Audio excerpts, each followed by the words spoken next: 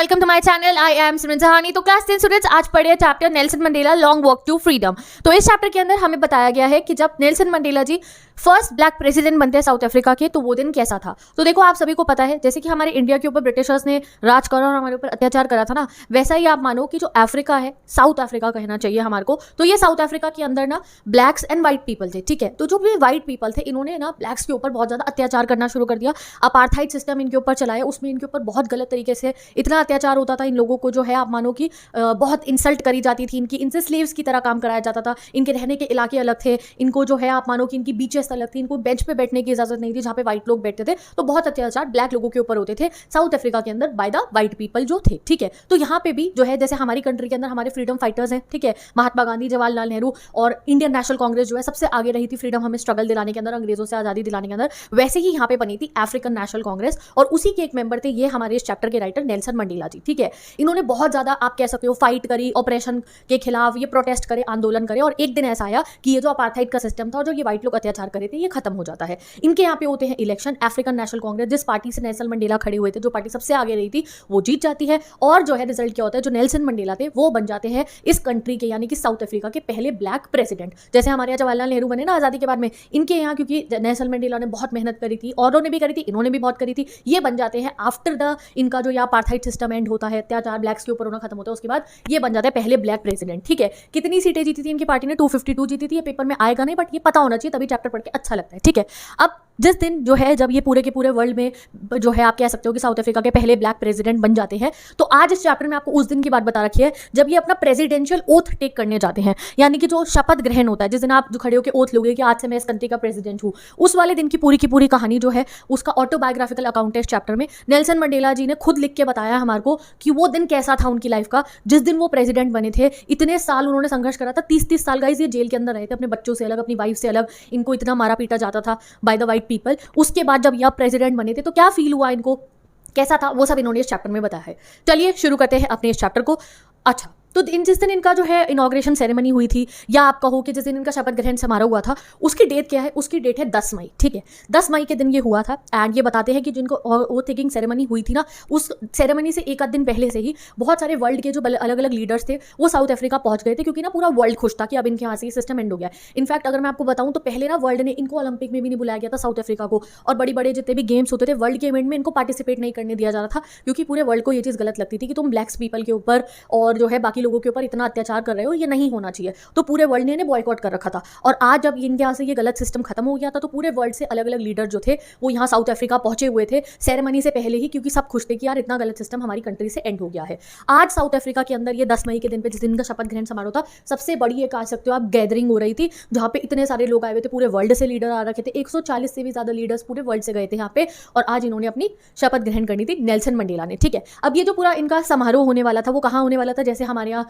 जो है 26 जनवरी की परेड कहाँ होती है बताओ जरा। ठीक है, वैसे ही अब ऐसे याद रखना है कि इनका ये जो शपथ ग्रहण समारोह था ये कहाँ पे हुआ था? ये हुआ था एक सैंडस्टोन के बने हुए एम्फी थिएटर के ऊपर जो प्रेटोरिया के अंदर है। प्रेटोरिया इनकी एक सिटी है। एम्फी थिएटर क्या होता है? खुला हुआ थिएटर जिसके सर पे छत नहीं होती। ठीक है, जैसे ऑडिटोरियम होते हैं ना तो वो तो बंद होते हैं, स्टेजेस से होते हैं, जिसमें इसमें जो है स्टेज होगा, ऐसी सीढ़ियां से बनी होंगी बट एक खुली छत होगी। ठीक है, आज के समय पे इसी एम्फी थिएटर में नेल्सन मंडेला का स्टैचू लगा हुआ है। ठीक है, बट तब तो नहीं था ना, तब तो ये पहली बार प्रेसिडेंट बने थे। यहाँ पे इनकी जो है पूरी की पूरी शपथ ग्रहण समारोह हुआ था। अब जिस दिन पे ये यहाँ पे हमारे नेल्सन मंडेला ओथ टेक करने जाते हैं तो कह रहे मुझे याद आ रहा था कि भाई ये वही जगह है, यहीं से पूरा अपना ना सारा ये जो ब्लैक्स पीपल के ऊपर अत्याचार करने का सिस्टम चलता था, ये गोरे लोग यहीं बैठ के चलाते थे और आज यहाँ जाके मैं अपनी ओथ ले रहा हूँ। ठीक है जी, चलिए आगे बढ़ते हैं। अब जिस दिन ये 10 मई के दिन वहाँ जाते हैं अपनी ओथ लेने के लिए, तो इनके साथ इनकी बेटी ज़नानी, जो आप ये फोटो में देख सकते हो रेड ड्रेस में जो है, इनकी बेटी है ज़नानी, ये इनके साथ में जाती है। ठीक है, ओथ टेकिंग सेरेमनी जैसे ही शुरू होती है सबसे पहले इनके जो सेकंड डेप्यूटी प्रेसिडेंट है वो ओथ लेते हैं। उनका नाम क्या है? Mister de Klerk. जल्दी से कमेंट सेक्शन के अंदर कमेंट कर दो। जो सेकंड डेप्यूटी प्रेसिडेंट थे उनका नाम था मिस्टर डी क्लर्क। उसके बाद में जो फर्स्ट डेप्यूटी प्रेसिडेंट थे जिनका नाम है थाबो मैबेकी, वो ओथ लेते हैं एंड उसके बाद बारी आती है हमारे नेल्सन मंडेला जी की, वो ओथ लेते हैं। ठीक है, अब नेल्सन मंडेला ने जब ओथ ली थी तो उन्होंने अपनी स्पीच बोली थी। अब उनकी स्पीच में क्या क्या बातें थी जो इंपॉर्टेंट है वो मैं आपको बता देती हूँ। सबसे पहले तो उन्होंने कहा कि अब ये फाइनली अपार्थाइड जैसा सिस्टम हमारी कंट्री से एंड हो गया है और ये एक ह्यूमन डिजास्टर से कम नहीं था। एक इंसान के साथ इससे बड़ी चीज़ कोई हो ही नहीं सकती है दुनिया से। बट चलो कोई बात नहीं, आज हम एक बहुत प्राउड ह्यूमैनिटेरियन सोसाइटी बनाएंगे, यानी कि आज से मेरे साउथ अफ्रीका के अंदर अब जब मैं प्रेसिडेंट बन गया हूँ तो कोई कलर्स के बेस पे, स्किन के बेस पे, रेस के बेस पे कोई भेदभाव नहीं होगा, किसी के साथ में भी सब लोग इकट्ठे रहेंगे, ठीक है। नेक्स्ट वो कहते हैं हम लोग जो पहले आउटलॉज थे, आउटलॉज मतलब मैंने आपको कहा ना पूरे वर्ल्ड ने बॉयकॉट कर रखा था, ओलंपिक लो, ये लो, वो लो, किसी में नहीं बुलाते थे इनको। क्यों नहीं बुलाते थे? वाइट्स, वो जो वहाँ के साउथ अफ्रीका के वाइट थे, उन्हें दिखाने के लिए तुम गलत कर रहे हो। इनफैक्ट हमारी कंट्री से महात्मा गांधी और इतने लीडर्स इनको जो है ना लेटर्स लिख के भेजते थे। आपने सुना है ना महात्मा गांधी ने भी साउथ अफ्रीका में स्ट्रगल करा था, इसीलिए करा था ये इसी चीज़ के ऊपर करा था, ठीक है।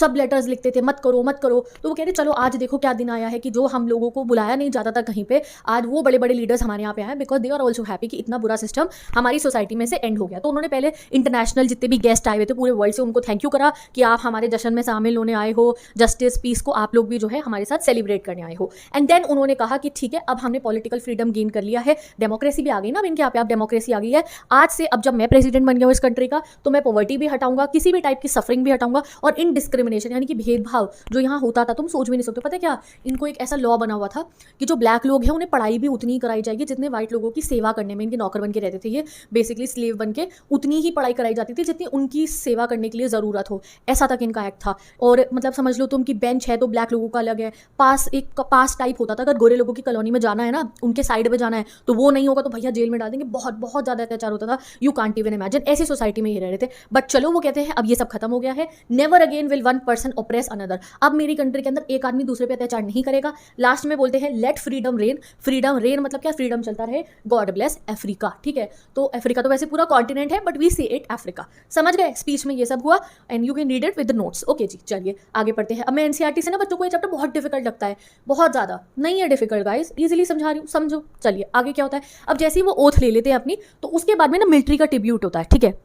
मिलिट्री के जो इम्पाला जेट्स होते हैं जो इस 26 जनवरी की परेड में चलते हैं ना, बिल्कुल वैसे ही वो सर के ऊपर से निकलते हुए जाते हैं, ये जैसे आप इसमें से देख सकते हो। और उन्होंने वी पैटर्न बना रखा होता है। और वो जो है साउथ अफ्रीका का जो फ्लैग का कलर्स था वो वाले कलर्स निकाल रहे थे, जो मैं तुम्हें अब नहीं बताऊंगी कौन से कलर्स थे। वो हर बच्चे को मुझे कॉमेंट में बताना है कि साउथ अफ्रीका के फ्लैग के कलर कौन से थे। और उसके 10 मोमेंट बाद जैसे वो इम्पाला जेट्स जाते हैं तो जो टॉप जनरल्स थे ना इनके आर्मी के, वो ऐसे सल्यूट करते हैं नेल्सन मंडेला जी को। तो वो देख के जो है सोचते हैं कि यार देखो आज मैं प्रेसिडेंट बन गया हूँ, आज ही मुझे सल्यूट करना है। यही वो जनरल्स थे, यही वो मिलिट्री के रूलर्स थे जो मुझे उठा के जेल में डालते थे, जो मुझे पीटा करते थे। क्यों? अरे उनके ऊपर भी बगाइज वो क्या करते, व्हाइट्स के सिस्टम के अंदर तो यही था ना, अत्याचार करना था। और ये क्या करते थे नेल्सन, ये प्रोटेस्ट करते थे, आंदोलन करते थे, सड़कों पे रैलियां निकालते थे। जैसे हमारे यहाँ इतने मूवमेंट्स हुए, क्विट इंडिया मूवमेंट, दांडी मार्च हुआ, नॉन कॉपरेशन मूवमेंट हुआ ना, भगाने के लिए अंग्रेजों को, पढ़ रहे हो तुम हिस्ट्री के अंदर ये सब चीज़ें। वैसे ही ये वैसे मूवमेंट करते थे। तो इनको तो जैसे ब्रिटिशर हमें मारते थे फिर जेल में डालते थे, इनके साथ भी यही होता था। तो कह रहे आज ये वो लीडर्स जो मुझे उठा के शायद जेल में डाल देते, देखो आज क्या दिन आया है। आज ये जो है मुझे जो है टॉप जनरल, इतने बड़े बड़े मेडल्स लगे हैं इनकी जो है ऊपर, ये मुझे सैल्यूट कर रहे हैं। अब फाइनली वो भी एक्सेप्ट कर चुके थे कि ठीक है अब किसी को नहीं चाहिए था ये सिस्टम की भैया आज़ादी चाहिए सबको, और किसी को ये ऑपरेशन वाला सिस्टम नहीं चाहिए था, ठीक है। इम्पाला जेट्स भी फिर निकल जाते हैं। अब इम्पाला जेट्स और ये जो है आप कह सकते हो कि सैल्यूट करने के बाद में क्या होता है, इनकी यूनिटी को सिंबलाइज करने के लिए कि अब ब्लैक्स एंड व्हाइट जो यहाँ पे काले और गोरे लोग हैं वो इकट्ठे रहेंगे, वो खुश हैं आपस में, इक्वल रहेंगे, भेदभाव नहीं करेंगे। उसके लिए कहते हैं हमारे दोनों नेशनल एंथम गाए गए। तो इनके यहाँ पे 2 नेशनल एंथम थे। जो व्हाइट्स का नेशनल एंथम है उसका नाम है निकोसी सिकेले अफ्रीका, तो इसका नाम आप जल्दी से कमेंट सेक्शन के अंदर लिख दो क्या है। और जो ब्लैक्स का नेशनल एंथम है उसका नाम है दाइस्ते। दोनों को गाया जाता है। चलो चलो चलो जल्दी से कमेंट सेक्शन में लिखो कौन से किसके थे। पता है तुम्हें पिछले साल मैंने इसको उल्टा बोल दिया था। अभी देखो 6 साल से पढ़ा रही हूँ मैं ये चैप्टर, बट कई बार कंफ्यूजिंग हो जाता है। तो तुम्हारे साथ एग्जाम में ऐसा ना हो, इसलिए कमेंट सेक्शन में विद करेक्ट स्पेलिंग लिख दो, ठीक है।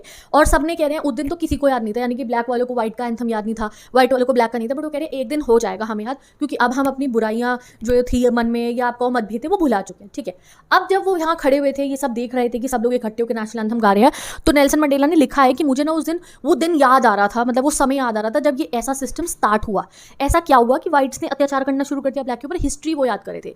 जैसे इंडिया के अंदर ईस्ट इंडिया कंपनी आई और इस तरीके से ब्रिटिश रूल एस्टैब्लिश हुआ ना, तो हिस्ट्री ये थी ना हमारे यहाँ पे, हमारे पे अत्याचार शुरू होने की, तो ये अपनी हिस्ट्री याद करते हैं। तो यहाँ साउथ अफ्रीका के अंदर हिस्ट्री शुरू हुई थी, एंग्लो बोर वॉर हुआ था 1900 में, आप मान सकते हो। और इससे जो है यहाँ पे जो है ये जो व्हाइट लोग थे इन्होंने तब से अत्याचार करना शुरू कर दिया था ब्लैक्स पे। फिर एक दिन इन्होंने अपार्थाइड लगाया और फिर तो हद ही पार हो गई थी जितना अत्याचार इन पे करा जाता था। बट वो कहते चलो ठीक है 1900 की शुरुआत में ये हुआ था कि हमारे पे अत्याचार ब्लैक पीपल पे होना शुरू हुआ था बाय द व्हाइट्स। अब ये 1990s हो चुका है, यानी कि ये पूरा साल मतलब आप मान लो इतना समय पीरियड एंड हो चुका है, by the end of this century ही समझ लो तुम, एटलीस्ट ये खत्म हो चुका है। आई थिंक सो 1994 का दिन है ये, 10 मई 1994 का, जब जाके फाइनली अपार्थाइड अंग्रेज जो है वाइट लोगों का अत्याचार ये खत्म हो गया था। तो वो हिस्ट्री याद कर रहे हैं कि भैया वो एंग्लो वॉर जो 1900 में हुआ था, तब से लेके आज जाके हमें इस चीज़ से आज़ादी मिली है कि जो काले लोग हैं, जो ब्लैक स्किन पीपल है, उन पर अत्याचार नहीं होगा।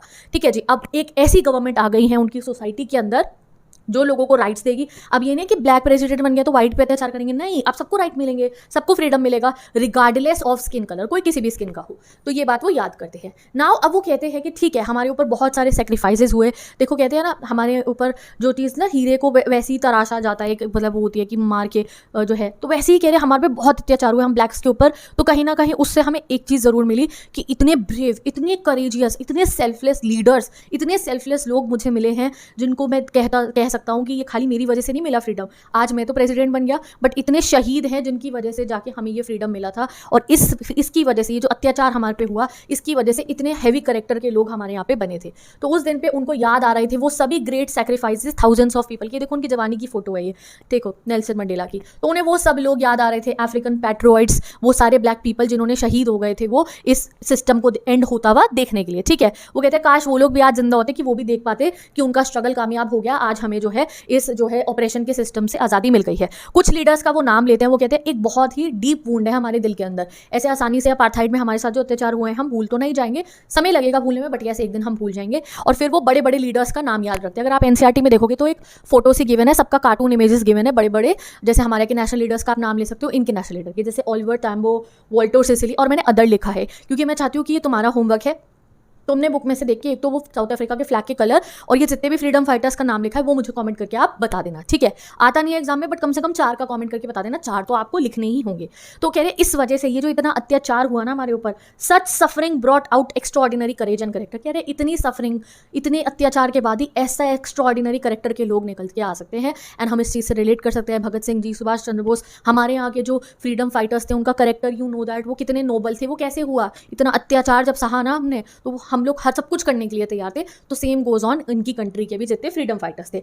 अब मंडेला कहते हैं कि खाली मैं इनका नाम नहीं लूंगा, ये तो चलो बड़े बड़े freedom fighters, everyone know them, but कह रहे आम लोग, जो रोज ब्लैक पीपल जितने भी थे, वो जो रोज सड़कों पे उतर के आते थे मेरे साथ आंदोलन करने के लिए, मैं उनको भी कहूँगा। कह रहे वो है रिच रिसोर्सेज मेरी कंट्री की। मेरी कंट्री में वैसे बहुत मिनरल्स है, जेम सैंड की कंट्री में भरे पड़े हैं साउथ अफ्रीका में। कह रहे बट असली जो पावर है, असली जो पैसा है मेरी कंट्री का, असली जो रिसोर्स है, वो है मेरी कंट्री के जो लोग हैं, जो जनता है। कोई नहीं परवाह करता था अपनी, हर कोई सड़कों पे उतर के आता था इस सिस्टम के खिलाफ जो है वो लड़ने के लिए। ठीक है, चलो आगे बढ़ते हैं। अब वो कहते हैं मीनिंग ऑफ करेज हमें बताया। अब यहाँ से क्वेश्चन आता है पेपर के अंदर, मीनिंग ऑफ करेज बताओ, नेल्सन मंडेला ने क्या कहा। कह रहे करेज यानी कि हिम्मत, बहुत ही ब्रेव, अरे मैं नहीं डरता किसी से। इसका मीनिंग क्या होता है। कह रहे डरता वो नहीं है इंसान, वो इंसान को हम डरपोक नहीं कहेंगे, जिसको डर नहीं लगता, वो नहीं, जिसने डर के आगे जीत पा ली है उसको हम कहते हैं। यही चीज़ उन्होंने बता रखी है। कहते हैं ट्रू करेज मतलब वो है, ट्रू करेज वो होता है, वो आदमी नहीं जिसको डर ही नहीं लगता है। ट्रू करेज वो होता है कि जिसने अपने फियर को ओवरकम कर लिया है। He realise courage is not having no fear but overcoming it. कह रहे जो हम कहते हैं ना बहुत साहसी आदमी है, तो डर ही नहीं लगता, ये तो कुछ भी कर सकता है दुनिया के अंदर।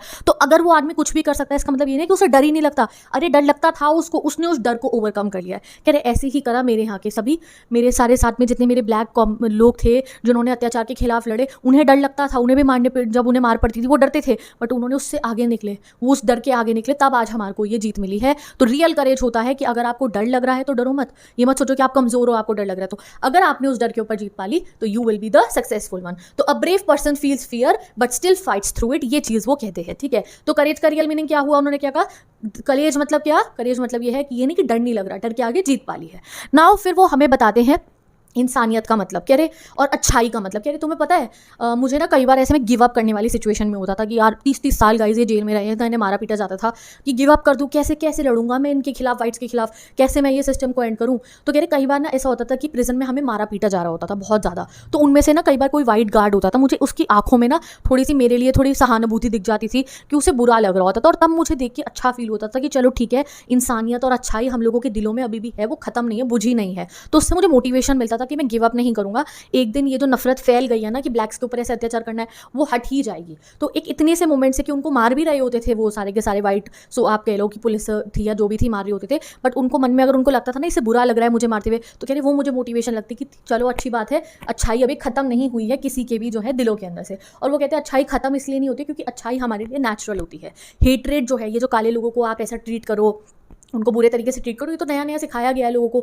हेटरेट मनों में भरी जाती है, नफरत मनों में भरी जाती है। प्यार करना तो हम बचपन से पैदा होते हुए भगवान से सीख कर आते हैं प्यार करना, तो वो कहते हैं लोगों को प्यार करना सिखाना चाहिए। देखो सोसाइटी कितनी अच्छी बनेगी। अब जैसे तुम एक छोटा बच्चा मानो, छोटा बच्चा जो है ना, जैसे छोटा बच्चा वो हमेशा अपनी मम्मी से कितना प्यार करता है। छोटा जो बेबी जो होता है ना, उसे पता होता है मम्मी, अगर 2 साल का भी बच्चा कहो आप, 15 दिन का बच्चा कह लो, उसकी मम्मी उसे छुएंगी, उसे पता होगा, कोई और छुएगा पता होगा। और छोटे बच्चे डिस्क्रिमिनेट भी नहीं करते, उन्हें क्या कहा ये अमीर बच्चा है इसी के साथ खेलूंगा, ये गरीब है इसके साथ नहीं खेलूंगा, ये सुंदर है इसके साथ खेलूंगा नहीं। छोटे बच्चों को देखा सबके साथ सेटल हो जाते हैं। क्यों? क्योंकि वो सबसे प्यार करते हैं, उनको नफरत नहीं सिखाई जाती। ये जब हम बड़े होते रहते हैं हमें सोसाइटी नफरत करना सिखाती है, ये अच्छा ये गंदा है, तो वो ये कहने हैं कि नफरत करनी तो सिखाई जाती है, प्यार तो ऑलरेडी हमारे में ऑटोमेटिकली आता है ना, फैक्ट्री सेटिंग पे आता है हमारे को प्यार करना, भगवान जी सिखा के भेजते हैं। तो लोगों को प्यार करना सिखाओ तो दुनिया थोड़ी अच्छी हो जाएगी, ये चीज़ उन्होंने कहा। तो even in present Mandela saw small kind of kindness in the guards, और उसी से उनको समझ में आता है ह्यूमन गुडनेस जो हमारे मन की अच्छाई जो है हम छुपा सकते हैं, बट कभी डिस्ट्रॉय नहीं होती। और इसी से फिर वो बेचारे जो है नेल्सन मंडेला जी, आप कहो कि जब वो बिल्कुल इतना परेशानी में भी होते थे, उन्हें मोटिवेशन मिलती थी कि नहीं नहीं एक दिन आएगा कि भाई हमें आज़ादी मिल जाएगी।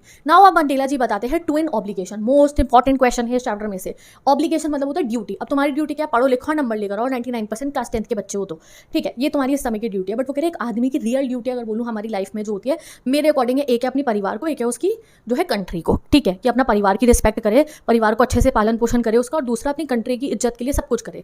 पर कह रहे मेरे जैसा आदमी, क्योंकि मैं एक ब्लैक हूँ और साउथ अफ्रीका में रहता हूँ, मैं दोनों काम इकट्ठे कर ही नहीं सकता था। अगर मैं अपनी कंट्री के लिए खड़ा होने जा रहा हूँ कि भाई मैं आंदोलन करने जा रहा हूँ, ब्लैक्स के लिए लड़ने जा रहा हूँ, तो उस समय पे मुझे अपनी फैमिली को सेक्रीफाइस करना पड़ रहा है, ठीक है। मैं अपनी फैमिली को टाइम नहीं दे पा रहा था, क्यों? क्योंकि तो 30 ईयर्स तक जेल में रहे हैं। तो कह रहे ये तो 2 एब्लिगेशन होती है कि अपनी फैमिली का भी ध्यान रखो और कंट्री का भी। बीइंग अ ब्लैक पर्सन मैं ये नहीं कर पाया, क्योंकि मुझे पता चला कि इतना हमारे पे अत्याचार हो रहा है। तो मैं वो जो अपने बच्चों से इतना प्यार करता था, मैं वो जो अपने वाइफ से इतना प्यार करता था, मैंने अपना घर बाहर छोड़ दिया, मैं एक पॉलिटिशियन बना, मतलब धीरे धीरे वो पहले फ्रीडम फाइटर बने, देन पॉलिटिक्स ज्वाइन करी, इतने सालों तक जेल में रहे और अब जाके वो प्रेसिडेंट बन गए थे। तो उन्होंने बोला कि उनके लिए आसान नहीं था, जो 2 ड्यूटीज़ होती है एक आदमी की, उनमें से एक ड्यूटी अपनी फैमिली को वो टाइम ही नहीं भी दे पाए, उनका ध्यान ही नहीं रख पाए, ठीक है।